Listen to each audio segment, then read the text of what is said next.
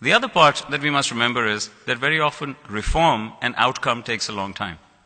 So if we believe that much of this is going to become a constraint in the long run, while India is clearly the rising global power, and I don't think in the next 10, 15 years we're going to see it slow down, irrespective of what we do.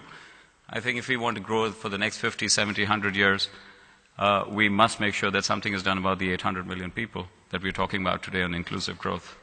And that's where it's important to handle society's most compelling problems. And in many ways, it's the agenda of inclusive growth. I'm talking about just one. It's about poverty, it's about health, it's about education, it's about environment. These four elements are going to increasingly drive the agenda for the years ahead. Sanjay did mention that we wished we were 15 and 16 today so that we could be part of this high-growth country. In many ways, I guess in some ways we're referring to the excitement of being young again and starting all over again. But in some ways, it is also the excitement of being able to see what lies ahead for a country if we just do everything right. The important thing about reform and change or everything else that we do today is that the outcome often comes years and decades later. So if the IIMs were set up by whoever it was, whether it was Nehru or whether it was someone else back then, it is important to understand that the effect was only received now. Can we afford to wait? We cannot. So technology, and Kiva is an example of technology, how microfinance has used technology, Freedom from Hunger, Water.org. These are just examples of how finance dovetails with social organizations to be able to increase skills and eventually create subsidiaries or create institutions that will create some kind of labor demand.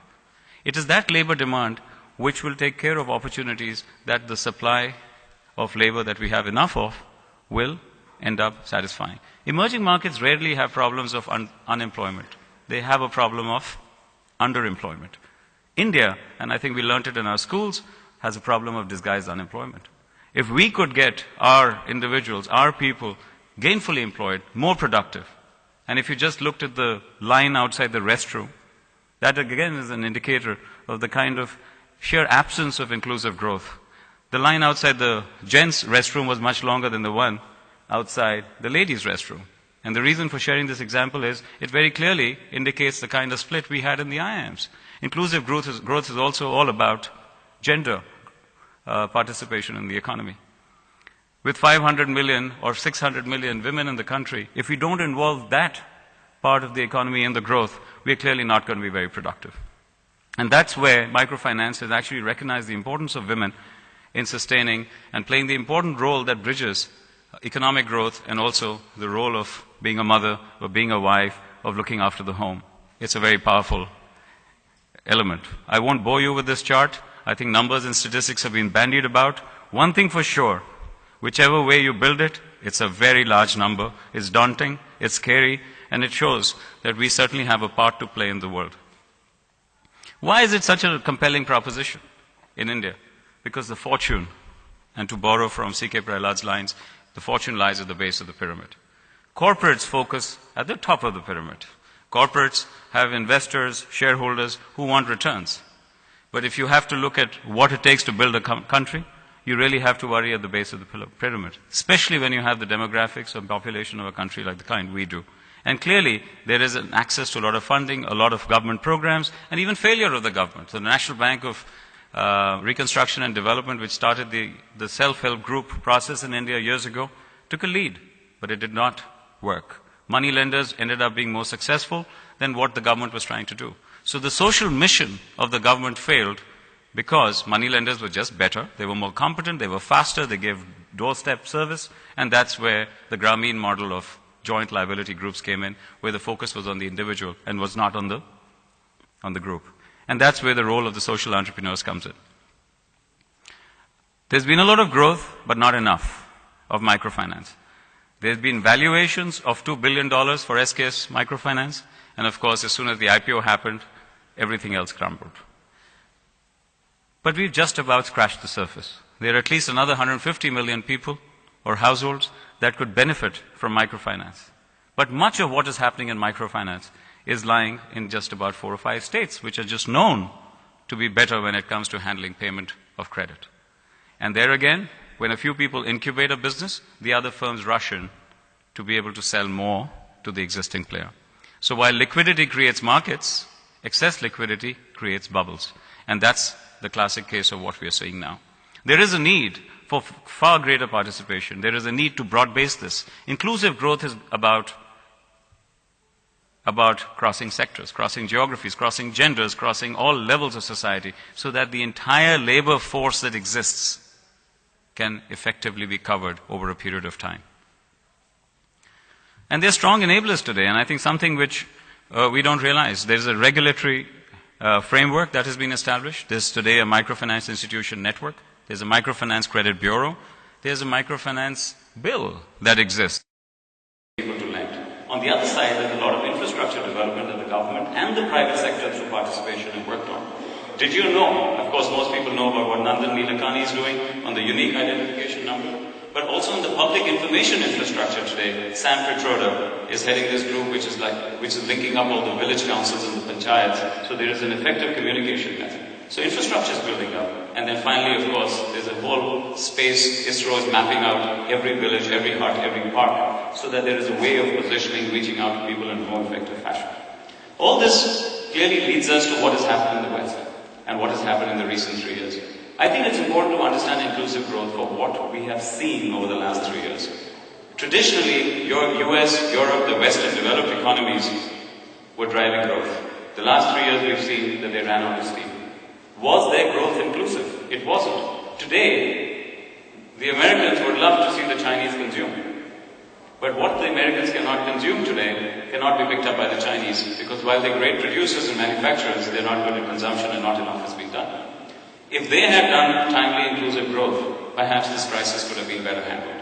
And I think that's something that we need to pick up. We've talked about consumption and production moving eastward, but capital has remained in the West. The center of gravity clearly is shifting. And it's something that we must realize. But take a leaf from this book and realize that even within the country, within India, we had better proactively work and do something, because 300 million people with 800 at the bottom of the pyramid need to be addressed. Otherwise you have the Naxalite problem, crime, and other issues which will come up. It's all about focusing on the customer. It's about focusing on the individual. Sustainability and predictability are critical. But more importantly, I think we need to go back to basics. And this is what this crisis has taught us. It's very critical for the world that India and China does well. It's very critical for India that the people at the base of the pyramid do well. Otherwise, we might end up falling prey to exactly what has happened in the world. And hence, it's all about basic values. It's about remembering and learning from what has happened in the world. It is not about skinning the cat. It is about investing in muscle. It is about remembering how to do ethical business. It is about value creation. It's not about valuation. All of us have been trained to always worry about ROE and take things to an IPO. But when you're dealing with your own country, when you're dealing with issues of the nature that you are, when you're talking about sustainability and predictability, it's extremely important that you do not forget the basics. Net, anything to do with inclusive growth is highly prone to abuse. So we should be very careful. And we have seen, and India has seen, every time something new and creative has been brought about, we have seen a few spoilers. Somebody talked about spoilers early. And I think Morgan Stanley did it in India in 1993 when they sold their first mutual fund in the country, but they sold it in an IPO, and people were trading a new fund offering at a premium which was 350% for a mutual fund. People did not know. And for 6 years, the mutual fund industry never got developed. If you see what Mr. Kalmadi has done to the Commonwealth Games, he's taken away from a country that's shining, but in some ways has set us back in the eyes of the world. And of course, in a responsible media that made sure that everybody in the world heard about it. SKS Microfinance, in some ways, is probably created a complete danger for an industry that is so critical. It is too big to fail. The micro players can fail, but it is too big for India to have microfinance fail. It is too big for India's future and the world's future for microfinance to fail, because that is going to end up stimulating and creating the kind of growth we need. It is very important that we look at gradually reaping the gains. And by the way, not just for microfinance. Anything to do with micro benefits, anything to do with the lower end of the pyramid, it's better to be patient. This is an opportunity that has a lot of juice in it, a lot of sustainability in it. We need to milk it gradually. And milk is a bad word. We need to nurture it. We need to get the right gains for it, because that is what is going to keep us going for the next several hundred years. But if we choose not to do it, then pretty much like what we're seeing in the microfinance industry, which is just about 5 years old. 2005 is when it got a lot of eminence. 2010 is when the first IPO happened and it made news. And that happened in Mexico too with Compartamos. It might implode. And without finance, without participants coming into the picture, I think India's growth is in danger. So with that, all I can say is, all of us, whichever sector we represent, as individuals, we have a role to play. As companies, we have a role to play. As governments, we have a role to play. The Andhra Pradesh government passed an ordinance. Protectionism is not the name of the game. They have to find ways to facilitate it. The idea is not to bureaucratize the process. On the other side, companies have to be more reasonable and understand that returns have to be seen in social value and have to be taken in the longer run. And finally, individuals. You cannot forget that each of us were recipients of some gain. Each of us were recipients of somebody who included us in their growth. It's time we left it behind as a legacy.